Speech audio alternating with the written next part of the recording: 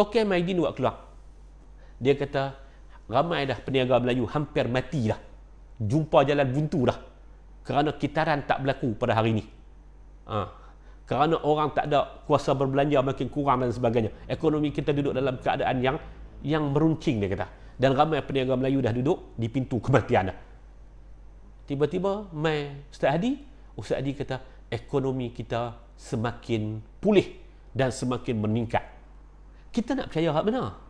Kita pilih untuk pergi percaya Tokeh Maidin. Betul lah dengan hadis antum a'lamu bi umuri dunyakum. Betul lah dengan hadis antum a'lamu bi umuri dunyakum. Itu bukan makna kita maki ulama, kita tak bersetuju dengan ulama, kita lawan ulama. Tidak. Pandangannya bukan dalam bidang yang dia berkeahlian.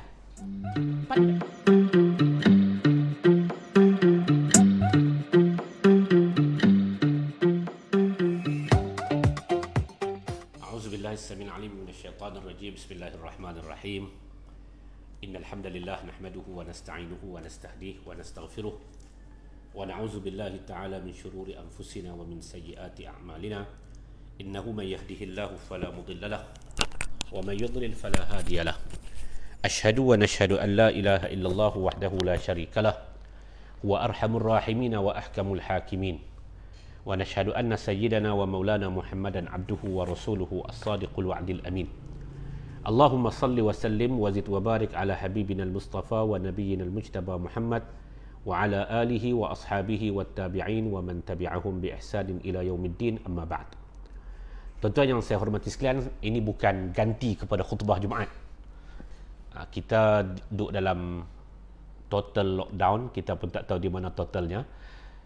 Total lockdown, dan dalam masa yang sama kita duduk dalam PKP, total lockdown, dan kita juga duduk dalam keadaan darurat.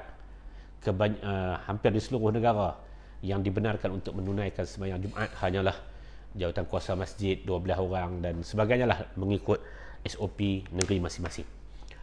Ini bukan ganti kepada khutbah Jumaat, tetapi telah masuk waktu solat fardu zuhur untuk kawasan zon 1 negeri Kedah Darul Aman pada jam 1.23 tadi. Saya nak mengambil kesempatan ini untuk sama-sama kita berkongsi berkaitan dengan tajuk yang cukup popular berkaitan dengan geng lawan ulama. Satu ungkapan yang sering digunakan oleh banyak pihak apabila nak menyebut tentang kelompok yang lawan dengan mereka itu, mereka akan menyebut tentang golongan ni adalah golongan yang lawan ulama. Tadi pagi saya sempat tengok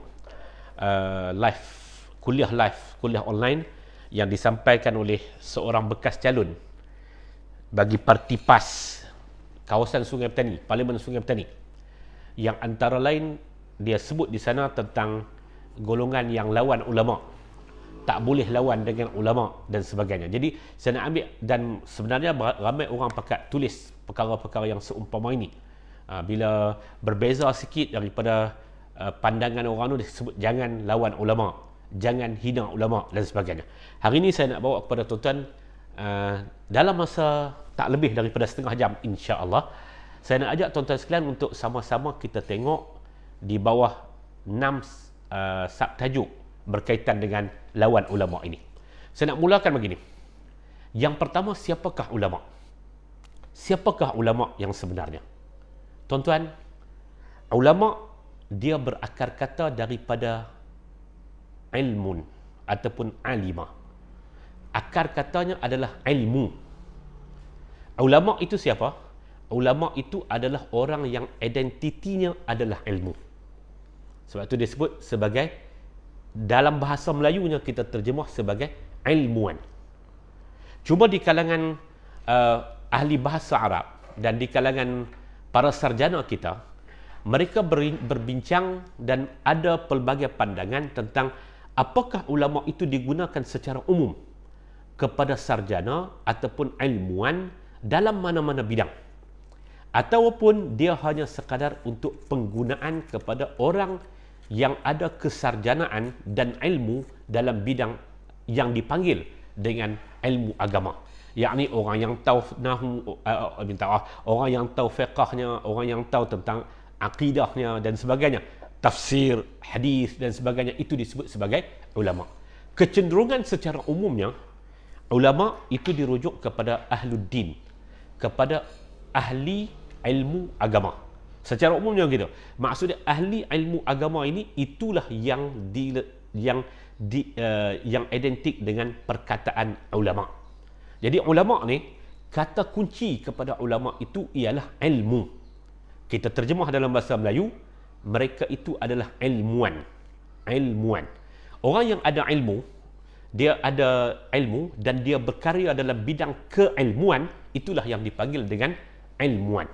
Contoh tuan-tuan, kalau kita ambil wan-wan yang lain, kan kita ada hartawan.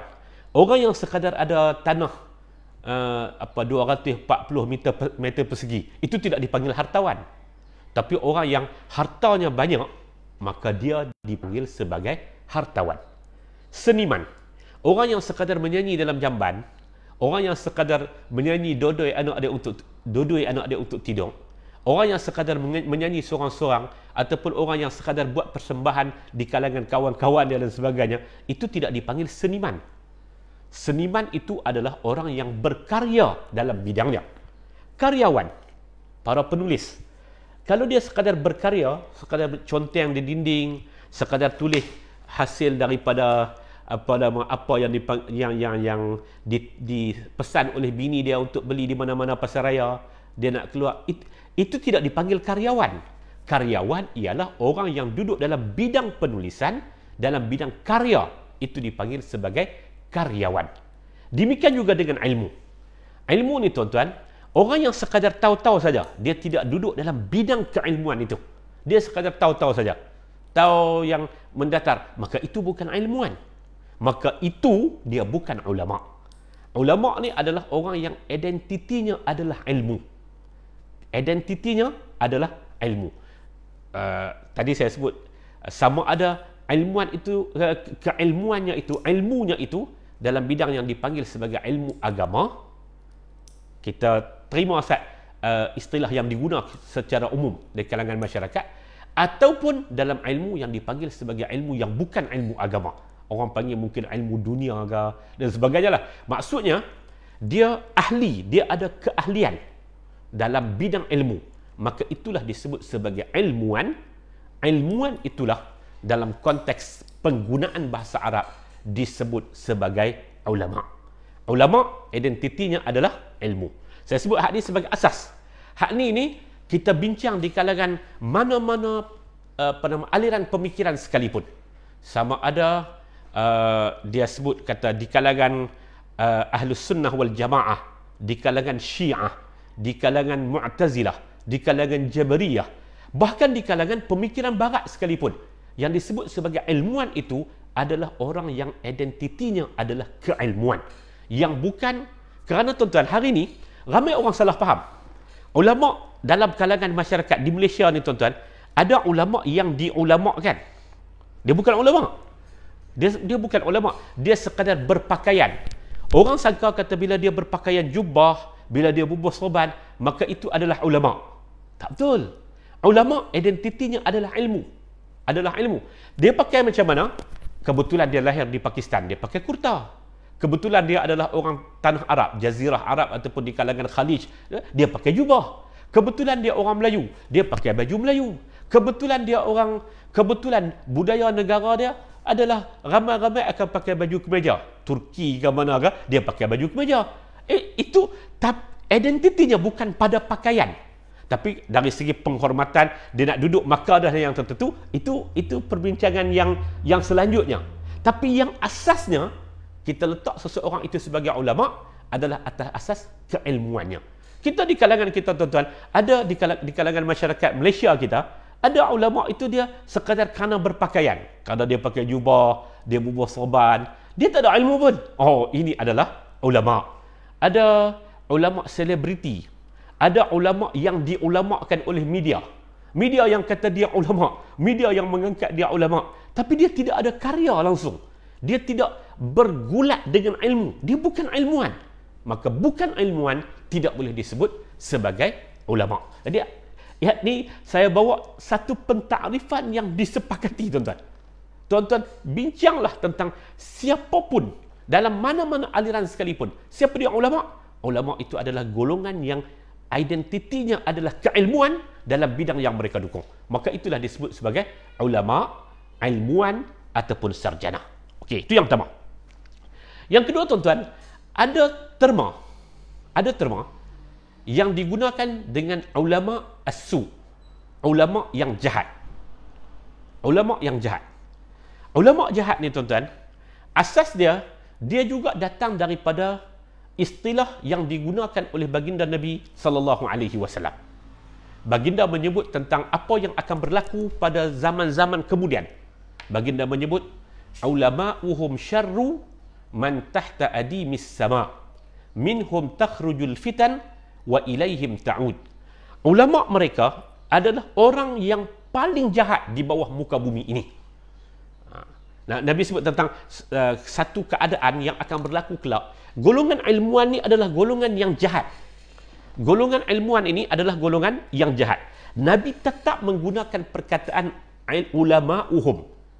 Orang yang identitinya adalah ilmu. Dia ada ilmu. Dia memang orang yang mempunyai ilmu. Ulama'uhum syarru. Tapi dia jahat. Dia membawa watak jahat. Okey. Saya nak bawa kepada tuan-tuan cerita ulama yang jahat ni, yang kita panggil dengan ulama usu. Okey. Kalau tuan-tuan tengok dalam kitab ini, ada dalam bahasa Arab dan dia ada terjemahan bahasa Indonesia, tajuknya adalah Tarikh Khulafa oleh Imam Suyuti rahmatullah alaih. Al-Imam Suyuti dia bawa tentang cerita para khulafa. Bermula daripada khalifah-khalifah zaman selepas Nabi, Sayyidina Abu Bakar, Sadatina Abu Bakar, Umar, Uthman dan Ali radhiyallahu taala anhum jami'a. Kemudian dia bawa khulafa pada dinasti Amawiyah, bermula daripada Muawiyah. Dia bawa selepas itu kisah berkaitan dengan para khalifah, para pemimpin pada dinasti Abbasiyah ataupun pada dinasti Abbasi. Dia bawa semua watak-watak ini. Ketika dia berbicara dalam naskah yang ada pada saya, naskah terjemahan ni, di muka surat 410 Khulafa, Tarikh Al-Khulafa, sejarah para khulafa, dia bawa cerita dua orang khalifah zaman Abbasi. Yang pertama adalah Al-Wathiqu Billah Harun Ar-Rashid, yang juga dikenali dengan Harun Ar-Rashid. Kemudian yang keduanya dia bawa setelah itu tentang Al-Mutawakkil 'ala Allah. Al-Mutawakkil 'ala Allah. Dia bawa tentang dua kisah khalifah ini.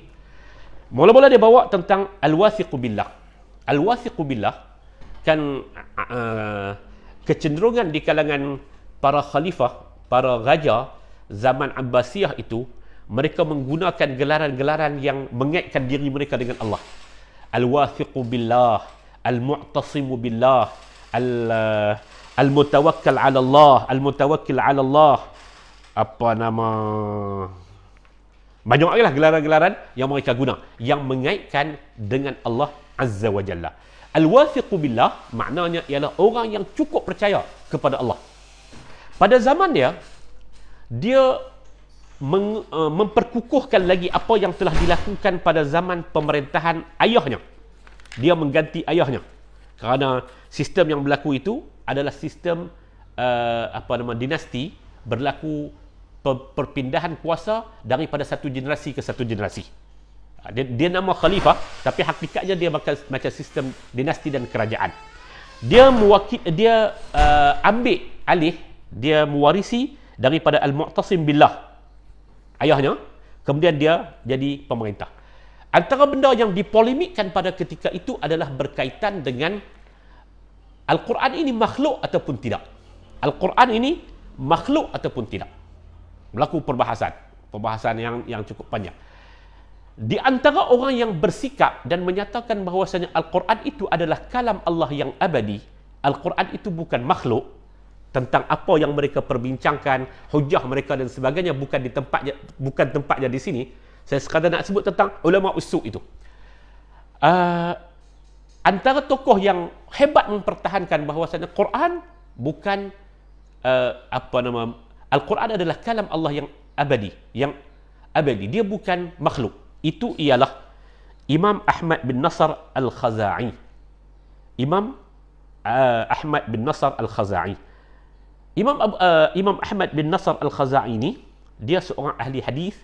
Dia melaksanakan tugasnya amru bil ma'ruf nahyu 'anil munkar, menyuruh yang ma'ruf dan mencegah kemungkaran, dan dia mempertahankan bahwasanya Al-Quran adalah kalamullah yang abadi. Dia dipanggil, dibawa dalam keadaan diikat sebagainya di depan Al-Wathiq. Lalu dia bertanya. Dia kata, apa pandangan kamu? Apakah kamu terus dengan pandangan kamu yang menyatakan Al-Quran itu adalah kalam Allah yang abadi? Dia kata, ya. Lalu dia kata, engkau telah memperkatakan perkara yang bohong. Ini terhadap Imam Ahmad bin Nasr Al-Khaza'i ini.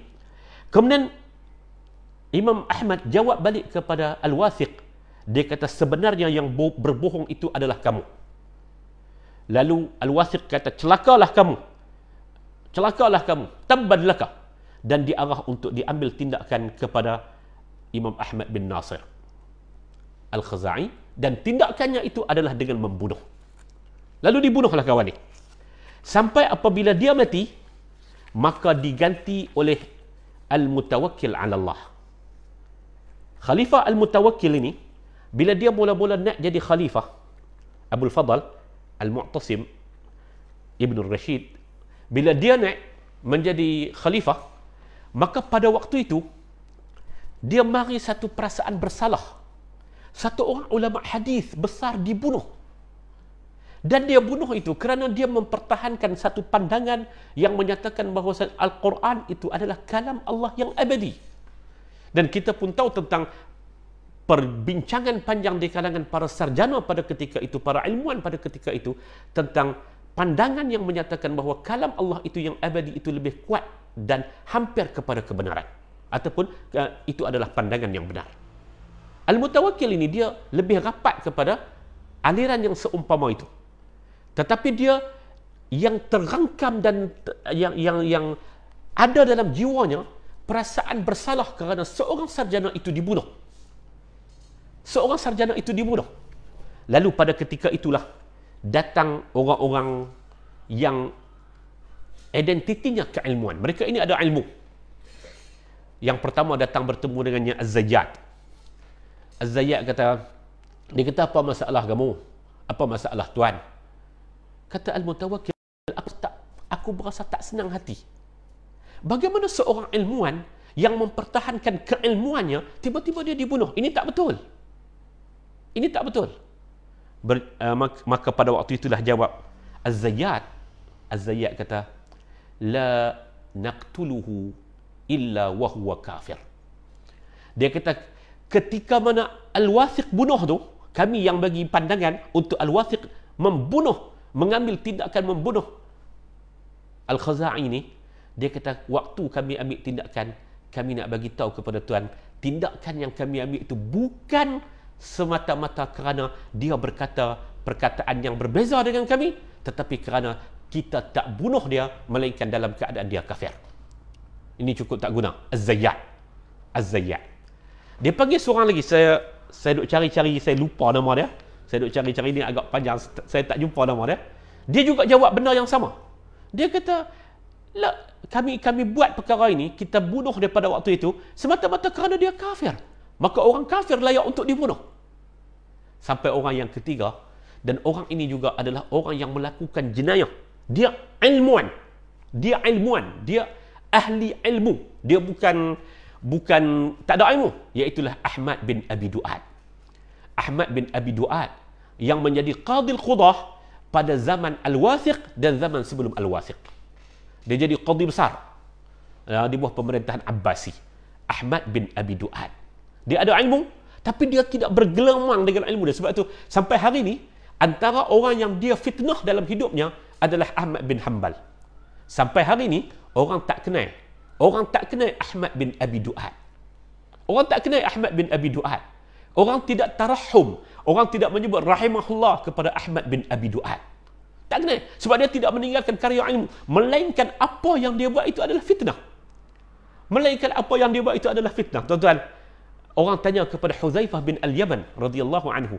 Orang kata, Bila kita boleh mengetahui bahawa seseorang itu futin, seseorang itu terfitnah, dia telah masuk dalam jerangkap fitnah. Huzaifah bin Al-Yaman sebut, dia kata apabila seseorang itu dia boleh kata kemarin dia kata halal, hari ini dia kata haram. Kemarin dia kata haram, hari ini dia kata halal. Cukup mudah untuk berubah pandangannya, kata Huzaifah bin Al-Yaman, maka ketahuilah sesungguhnya dia ketika itu telah terfitnah. Ahmad bin Abi Du'ad antara orang yang bersikap macam tu. Dia cukup mudah. Cukup mudah untuk semalam kata lain, hari ini kata lain. Dia ada ilmu tak? Dia ada.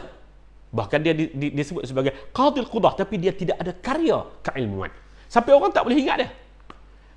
Pada zaman dia, ketika dia menjadi qadhi besar, dia tuduh macam-macam kepada Imam Ahmad bin Hanbal. Ketika itu orang dengar. Tetapi ketika mana ni sampai beberapa ratus tahun selepas kewafatan kedua-duanya, Ahmad bin Abi Du'ad dan juga Ahmad bin Hanbal, orang masih kenal Imam Ahmad bin Hanbal. Tak ada orang yang duduk dalam bidang pengajian Islam yang tak pernah bertemu dengan kitab Musnad. Ataupun paling tidak, dia pernah dengar nama imam mazhab yang namanya Ahmad bin Hanbal. Ataupun orang yang kenal Al-Musnadnya, orang kenal tentang fatwa-fatwanya, fatwa-fatwa yang dikeluar oleh Imam Ahmad bin Hanbal. Ahmad bin Abi Du'ad adalah orang yang juga pada waktu itu, dia masuk bertemu dengan Al-Mutawakkil 'ala Allah. Dia kata apa kepada Al-Mutawakkil 'ala Allah? Bila Al-Mutawakkil kata, saya berasa tak seronok. Macam mana satu orang ulama hadis nak melahirkan seorang ulama hadis yang besar macam Imam Ahmad bin Nasr Al-Khazai ni cukup susah. Macam mana tiba-tiba Al-Wathiq bunuh? Saya berasa tak tenang. Saya berasa tak senang. Melainkan saya perlu memperbetulkan tindakan tersebut dengan cara memohon keampunan daripada keluarga dan sebagainya. Saya perlu melakukan perbuatan tersebut. Ketika itulah Ahmad bin Abi Du'ad, dia tambah lagi. Dia kata, kami bunuh dia, kami nasihatkan supaya dia dibunuh, diambil hukuman bunuh pada ketika itu, bukan sekadar kerana dia ini kafir, bahkan dia ini menjadi mata rantai fitnah kepada umat. Tuan-tuan, tiga-tiga ini mereka berkongsi satu sifat. Az-Zayyad seorang lagi, dan juga Ahmad bin Abi Du'ad. Ketiga-tiga orang ini mereka menghimpunkan, mereka ada satu ciri kepada mereka. Ciri kepada mereka itu ialah untuk mengangkat sultan, pemerintah, pemimpin, mereka sanggup untuk mudah mentakfirkan manusia lain. Az-Zayyad tidak ada sebarang karya ilmiah. Dia ada ilmu, tapi dia tidak bergulat dengan ilmunya. Yang kedua ya, Ahmad bin Abi Du'ad. Orang tak kenal dia, tuan-tuan. Hari ini saya sebut, mungkin tuan-tuan tercari-cari, di mana Ahmad bin Abi Du'ad? Siapa dia Ahmad bin Abi Du'ad? Qadil Qudah, tapi orang tak kenal dia. Jadi tuan-tuan, inilah ciri utama yang kita boleh apa yang kita panggil sebagai ulama usu. Ulama usu, dia tetap ada ilmu. Lain daripada dia ada ilmu, tetapi dalam masa yang sama dia mudah untuk mentakfirkan manusia. Dia mudah untuk mentahjirkan manusia. Dia mudah untuk dia mudah untuk mengubah. Semalam dia kata halal, hari ini dia kata haram. Semalam dia kata haram, hari ini dia kata halal. Sebagaimana kata Huzaifah bin Al-Yaman. Ini adalah ulama usu. Apa yang ada di pasaran kita hari ini, tuan-tuan, di kalangan kita pada hari ini banyak-banyak, bukan semuanya ulama. Ulama ini sama ada ulama yang benar ataupun ulama itu ulama usu, kedua-duanya identitinya adalah ilmu. Ada orang yang kadang-kadang identitinya dia dengan jubah dan sebagainya, orang menyangka kata dia ulama, orang mengulamakan dia, lalu dia pun berasa kata dia ulama. Itu tak betul. Ada orang yang macam dia sekadar dia bagus, dia satu orang yang alhamdulillah zikirnya banyak, alhamdulillah dia abid, dia bukan ulama. Orang salah sangka kepada dia kata dia ulama, tiba-tiba dia pun menyangka kata diri dia adalah ulama. Apatah lagi kalau hak jenis jadi-jadian dan sebagainya, maka itu tak termasuk dalam kategori ulama itu pun, kerana ulama itu identitinya mestilah ilmu. Saya raja sebut, tuan-tuan, ada orang semua sangka kata dia ulama, tetapi tuan-tuan dia tidak ilmam. Bukan sekadar tidak ilmam, bahkan benda yang asas dan basic dalam pengetahuan, ilmu pengetahuan Islam ini, itu pun dia tidak mengetahuinya secara tepat. Maka kita sebut itu bukan ulama. Okey. Bahagian yang kedua, tuan-tuan, saya bawa contoh, kita timbulkan soalan ulama usu. Siapakah ulama usu? kita kata ulama usul itu dia masih identitinya masih ada ilmu, masih ada keilmuan, tetapi dia tidak bergulat dengan ilmu, dia mudah takfir, dia mudah mengkafirkan orang, dia mudah juga untuk mengubah fatwanya. Kemarin lain, hari ini lain. Semata-mata nak dapat habuan daripada dunia ke, nak dapat syuhrah ke, nak dapat kemasyhuran dan sebagainya. Itu sebab yang pelbagai. Yang ketiga, tuan-tuan, ada dua ijtihad. Ada dua ijtihad. Dan syarat-syarat ijtihad tu, ijtihad ni tuan-tuan, dia asal akar katanya adalah juhdun. Juhdun. Jahidah dan sebagainya lah maksudnya. Akar katanya menunjukkan tentang kesungguhan. Jihad juga mai daripada akar kata yang sama. Maksud dia, ijtihad ni satu proses penapisan ilmu yang dilakukan secara bersungguh-sungguh. Itu ijtihad. Dan ada syarat-syaratnya. Dalam satu zaman, ada dua kelompok ulama. Ataupun dalam zaman yang berbeza, ada dua kelompok ulama. Kita memilih untuk mengambil ijtihad ulama ni, kita tinggal ijtihad ulama ni. Apakah itu termasuk dalam kategori lawan ulama dan hina ulama? Apakah itu termasuk dalam kategori lawan ulama dan hina ulama? Sebut tuan-tuan. Pasal apa Nabi SAW kata, siapa yang berijtihad, lalu betul, dia dapat 2 pahala. Siapa yang berijtihad, lalu tak betul ijtihad dia berijtihad, lalu ijtihad dia tu tak betul, maka dia dapat 1 pahala. Apa dia isyarat yang nak ditunjuk oleh baginda Nabi? Baginda Nabi nak tunjuk isyaratnya kesungguhan dalam berfikir bagi merongkaikan permasalahan umat. Betul, 2 pahala. Pahala kerana betul dan pahala kerana kesungguhan itu. Kalau salah, ijtihad itu dia dapat 1 pahala.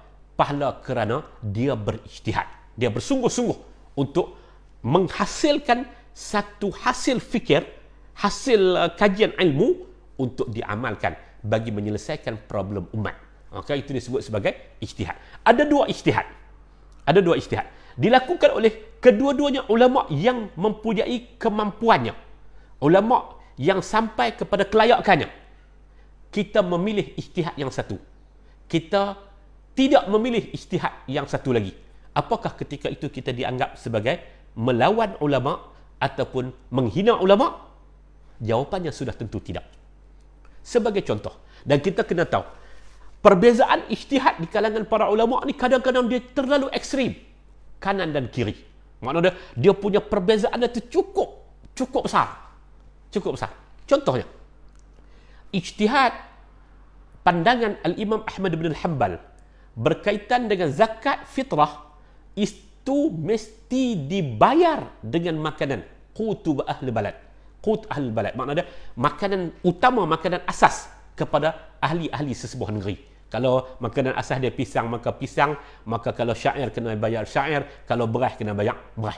Syair apa nama bijilin tu?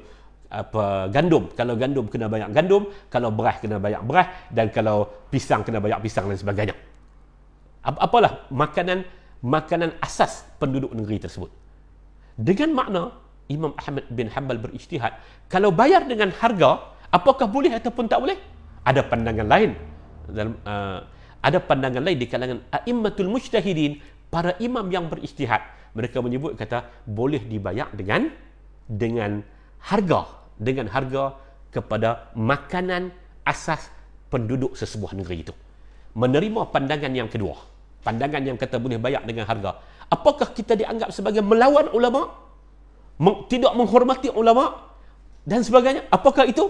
Kita kata tidak. Dan kerana itulah babul ijtihad, pintu ijtihad itu dibuka. Ijtihad itu dibuka dan prosesnya diberikan, proses melakukan ijtihad itu diberikan pahala oleh Allah Azza wa Jalla, betul ataupun salah. Itu yang ketiga. Yang keempat, tuan-tuan, sikap kita terhadap perbezaan ulama. Kita orang awam. Kita bukan ahli ilmi. Kita orang awam.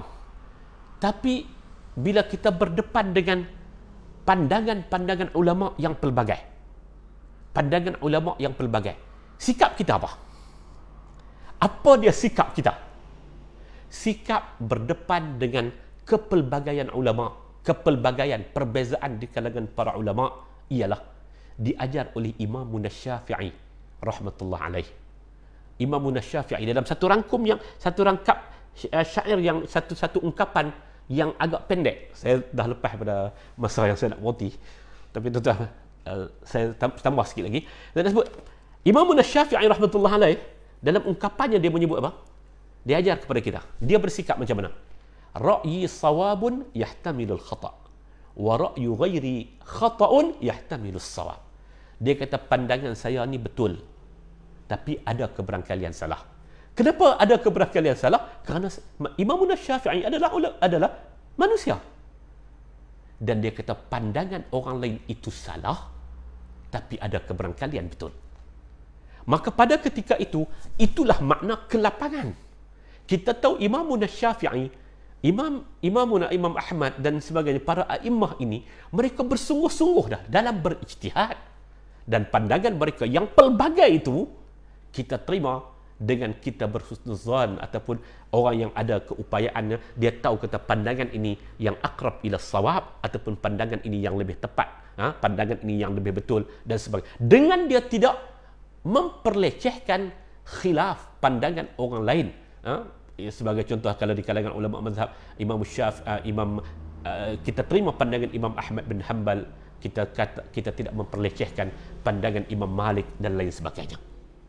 Demikianlah juga dalam masalah fiqhul muamalat, dalam fiqh perhubungan, dalam bab muamalat, dalam bab kehidupan kita ini. Demikianlah juga kita menerima satu pandangan, kita menyatakan kita berasa inilah yang betul. Boleh jadi salah tak? Boleh jadi. Pandangan yang selain daripada kita itu salah, tapi boleh jadi betul. Demikian tuan-tuan, dalam ruangan yang seumpama, dalam ruangan yang serengkas ini, saya nak sebut keperluan kepada kita untuk melazimi sifat tersebut sebagaimana yang ditunjuk oleh para pendahulu kita di kalangan para ulama. Itu yang ketiga. Yang keempat tuan-tuan, yang kelima tuan-tuan, tadi sikap kita terhadap perbezaan para ulama. Yang kelimanya, sikap kita kepada kegelinciran para ulama. Zillah dia panggil. Kan kita perlu ada mauqif. Apa mauqif kita terhadap kegelinciran para ulama? Ulama boleh gelincir ke? Ya, ulama boleh gelincir. Ulama boleh gelincir. Saya sebut tadi tuan-tuan, Ahmad bin Abi Du'ad Az-Zayyad itu adalah ulama. Itu adalah orang yang mempunyai ilmu. Kita kena faham dulu. Ulama itu adalah orang yang mempunyai ilmu. Bolehkah mereka gelincir? Boleh. Bahkan pernah disebut tentang zillah mereka. Ittaqu zillata alimin. Takutlah kamu kepada kegelinciran para ulama. Fa inna qadrahu 'indan nasi 'azim. Kerana kesan daripada kegelinciran mereka di sisi manusia itu cukup besar.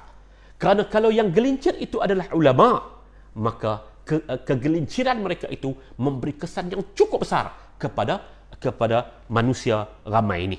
Allah Ta'ala sebut dalam Al-Quranul Karim, ittakhazu ahbarahum wa ruhbanahum arbaban min dunillah.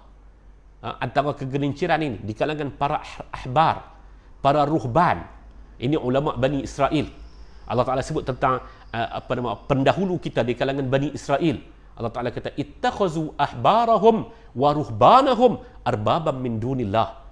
Kegelinciran para rahib mereka, para ruhban mereka, para ahbar mereka, para ulama mereka itu, yang mereka menjadikan, lalu mereka ikut kegelinciran para ulama mereka, para ruhban mereka, para rahib mereka itu, lalu mereka menjadikan rahib mereka itu sebagai Tuhan selain daripada Allah Subhanahu wa taala. Ketika itulah tuan-tuan, Adi bin Hatim ini dia asal Nasrani, dia masuk Islam. Dia kata kepada Nabi SAW, saya tak pernah jumpa sepanjang saya, bahkan dia rahib, dia ahbar, dia ulama di kalangan ahlul kitab. Dia kata saya tak pernah jumpa, bahkan saya juga adalah ahbar, saya tak pernah jumpa, kata orang ahlul kitab ini, mereka menjadikan rahib dan ruhban mereka itu sebagai Tuhan selain daripada Allah. Lalu Nabi kata, bukankah mereka itu menghalalkan apa yang diharamkan oleh Allah, dan mereka mengharamkan apa yang dihalal oleh Allah, dan kamu juga telah ikut pandangan mereka? Berkata Berkata Adi bin Hatim, dia kata, ya, kami ikut pandangan mereka.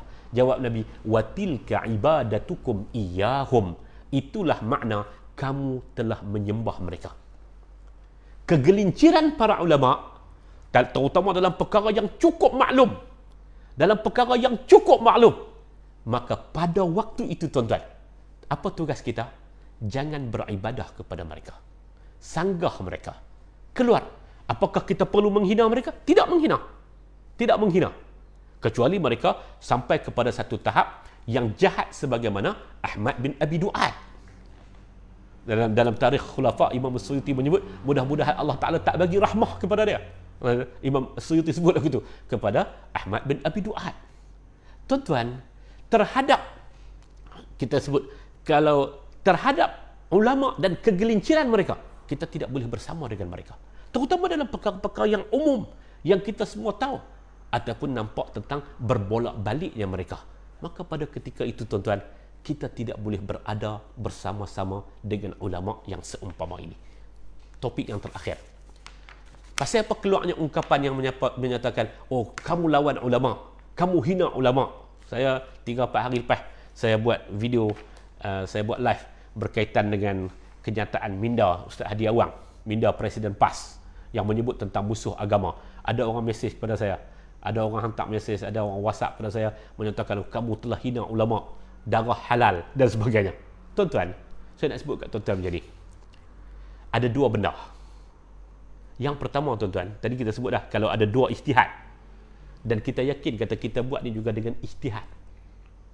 Kalau dalam konteks berparti, berorganisasi ni, kita buat dengan ijtihad. Ijtihad orang-orang yang mempunyai ruang untuk berijtihad, kemampuan dan kelayakan untuk berijtihad.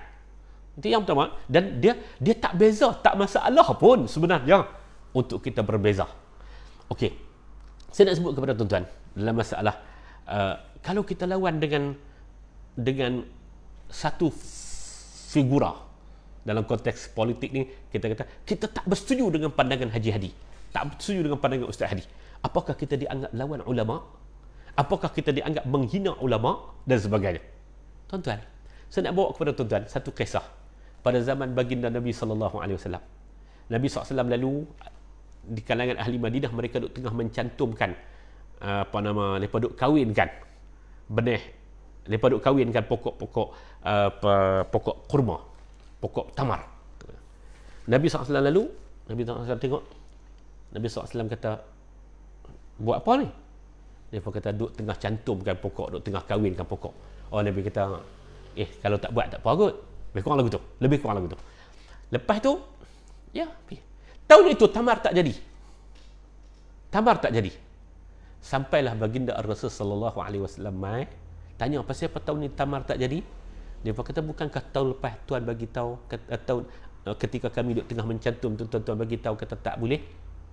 Nabi teruslah keluar hadis yang dia panggil dengan hadis yang dipanggil dengan yang berbunyi, antum a'lamu bi umuri dunyakum, kamu lebih mengetahui tentang urusan dunia kamu. Ini urusan dunia kamu, tanam tamar ni urusan dunia kamu, kamu lebih mengetahui. Tuan-tuan, ambil kisah ni. Lepas tu mereka pun khilaf dengan Nabi. Maksudnya minta maaf, bukan khilaf, mereka pun terus kerja mereka yang telah diberikan pengiktirafan oleh Nabi. Kamu lebih mengetahui tentang urusan dunia kamu, urusan tanaman ini adalah urusan kamu. Tuan-tuan, dalam kehidupan kita, saya nak ambil ini sebagai latar kisah dia. Dalam kehidupan itu, ada perkara yang kadang-kadang dia bagi pandangan yang bukan bidang kepakarannya. Ada pandangan yang dia bagi pandangan, dan pandangan itu berbeza dengan pandangan orang lain. Lalu kita, kalau dalam bahagian yang pertama, kita ambil hadis ini, antum a'lamu bi umuri dunyakum, kamu lebih mengetahui tentang urusan dunia kamu, urusan kitaran ekonomi hari ini. Tokeh Maidin buat keluar, dia kata ramai dah peniaga Melayu hampir mati dah, jumpa jalan buntu dah, kerana kitaran tak berlaku pada hari ini. Kerana orang tak ada kuasa berbelanja, makin kurang dan sebagainya. Ekonomi kita duduk dalam keadaan yang meruncing, dia kata. Dan ramai peniaga Melayu dah duduk di pintu kematian dah. Tiba-tiba mai Ustaz Hadi Ustaz Adi kata ekonomi kita semakin pulih dan semakin meningkat. Kita nak percaya hak benar. Kita pilih untuk pergi percaya Tokay Maidin. Betul lah dengan hadis antum a'lamu bi umuri dunyakum. Betul lah dengan hadis antum a'lamu bi umuri dunyakum. Itu bukan makna kita maki ulama, kita tak bersetuju dengan ulama, kita lawan ulama. Tidak. Pandangannya bukan dalam bidang yang dia berkeahlian. Pandangannya bukan dalam bidang dia berkeahlian. Ataupun pandangan dia yang menyatakan, oh tak boleh dalam dunia ni, dalam politik Malaysia ni, dia hanya boleh ada satu parti politik Islam saja. Parti politik lain tak boleh. Dia kata contoh dia. Ataupun dia kata siapa yang keluar daripada jamaah Islam tu jamaah dia, maka kena bunuh. Kita kata tak betul. Pasal apa tak betul? Kerana kita lebih cenderung kepada pandangan yang menyatakan ta'addadul jamaat. Berbilang-bilang jamaah tu boleh. Sebagaimana berbilang-bilang mazhab tu boleh. Takkan lawan ulama. Takkan hina ulama. Yang kita sebut tadi ni, kalau kata kita memilih sama untuk ikut Imam Asy-Syafi'i, apakah kita hina Imam Ahmad bin Hanbal? Apakah kita lawan dengan semua institusi ulama? Tidak. Dan lebih parah lagi tuan-tuan, kalau orang kata lagi hampa ulama, siapa ulama yang dimaksudkan? Ulama yang nak beza antara kafirin dengan kafirun pun tak erti. Takkan hak tu ulama. Hak tu adalah pemakai jubah ulama. Itu adalah pelakon ulama. Mereka bukan ulama. Jadi benda tu kena sikap, kena betul. Dia kata tak, dia tu bagus, dia selawat banyak, dia zikir banyak, sembahyang sunat. Ya, dia abid mungkin, tapi dia bukan ulama. Ulama ni identiti dia mesti ilmu. Hak ni lah parahnya tuan-tuan, apabila dalam PAS itu dipermudahkan gelar ulama. Ini parahnya. 2007 bila buat pindaan perlembagaan, menurunkan urusan ulama ke kawasan-kawasan. Tuan-tuan cuba bayang di Keningau. Tuan-tuan cuba bayang di Batu Baru ke mana ke. Tuan-tuan cuba, bahkan di kawasan bandar sekalipun, tuan-tuan nak cari orang yang betul-betul ilmu itu dia bergulat dan dia layak untuk menjadi ilmuwan, itu cukup susah tuan-tuan. Itu cukup susah. Dia turun ke bawah. Lah ni diperluluhkan pula untuk jadi ketua Dewan Ulama. Dewan Ulama menghimpunkan para ulama. Ulama Kuala Kedahnya, ulama Sungai Petaninya, ulama. Akhirnya, tak apalah, boleh sikit-sikit. Asal jadi ulama lah. Maka ulama tu bertebaran. Bila kita tak bersetuju dengan ulama yang jenis macam tu, macam pagi tadi tu, dia hantam, dia kata ni semua pok ni menghantam ulama. Ketika dia duk hantam ulama tu, dia marah kepada seorang doktor PhD. Dia kata apa ada PhD, kawan ni identitinya adalah ulama. Nak dapat PhD tu dia kena siapkan dengan tesis dia, dan tesis yang dia siapkan itu dalam bahasa Arab. Cerai punya kaki. Jadi tuan-tuan, saya nak sebut kat tuan-tuan, saya nak sebut kepada tuan-tuan, bertentangan dengan pandangan Haji Abdul Hadi Awang, Ustaz Hadi, itu bukan makna lawan dengan ulama. Sama ada hak yang pertama tadi, kalau dia bagi ulasan-ulasan dalam urusan dunia, urusan yang bukan bidang kepakarannya, kita pertikaikan. Bukan lawan ulama, bukan hina ulama. Dia kata sebagai contoh, kejatuhan Melaka 15/11 itu dirayakan di Vatican City. Ada orang pertikai, orang kata tak Tok Haji. Sebenarnya Vatican City itu baru diisytihar sebagai sebuah entiti khas itu pada tahun 1929. Orang sebut macam tu, bukan hina ulama. Lepas tu dia pun betul. Dia kata sebenarnya diraikan oleh Rom. Okey. Kita sebut itu kalau dia sebut yang bukan dalam bidang kepakarannya, maka itu kita kata bukan ulama. Bukan lawan ulama, bukan hina ulama. Apatah lagi kalau dia ada satu pandangan, kita pilih untuk bertentangan dengan pandangan dia. Kerana apa? Kerana mungkin kita rasa hak ni lebih berat, lebih dekat kepada benar, ataupun kita merasa kata pandangan dia itu salah, ataupun kita merasa apa perasaan sekalipun, tidak membawa makna kita tidak bersetuju dengan ulama, dan kita tidak kita menghina ulama, tidak. Kerana sememangnya dalam hidup kita ini kita diberikan pilihan untuk menerima di antara pelbagai pandangan yang ada. Ini tuan-tuan, mudah-mudahan sedikit perkongsian itu, dan saya nak ajak tuan-tuan untuk tidak mempermudahkan meletakkan orang ulama, kerana ulama itu ada makanah yang tinggi. Bila kita mempermudahkan, lepas tu ulama-ulama itu pula dia berasa kata dia ulama sungguh, Maksud dia, hak di ulama kan itu, dia berasa kata dia ulama sungguh, lalu dia minta untuk orang hormat dia. Kerana penghormatan tidak boleh datang dengan permintaan, tapi penghormatan itu datang setelah kita meneliti dan kita memahami satu-satu hakikat tersebut. Jadi tuan-tuan, mudah-mudahan ada manfaatnya. Janji 30 minit tapi lebih tuan-tuan.